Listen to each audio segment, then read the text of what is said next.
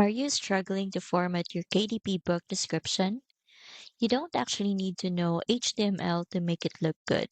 You just need the right prompt.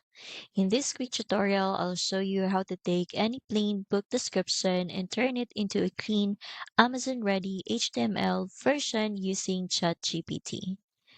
This is perfect if you want bold titles, bullet points, italics, or paragraph breaks that actually show up properly on your Amazon listing, without relying on the glitchy formatting toolbar inside KDP.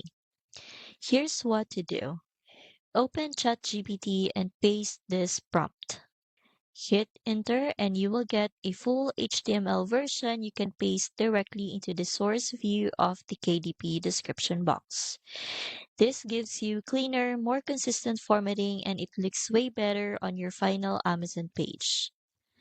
Just a quick tip, you can pause this video and copy the prompt from the screen.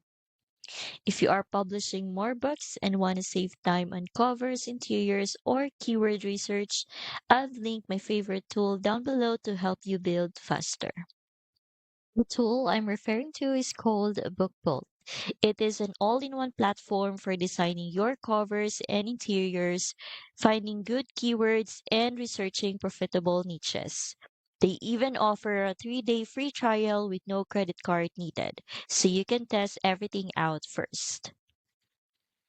The research tools are especially helpful. You can see what types of books are actually selling, get keyword ideas, and find underserved niches, which makes your book way more likely to stand out. And inside a BookBolt Studio, you will get drag and drop design tools, pre-made interiors, and tons of fonts and graphics.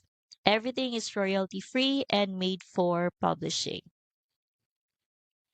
And if you're planning to make puzzle books like word searches or mazes, this part is super underrated. You can literally generate puzzle pages in one click and customize everything. I've linked it down below so you can check it out.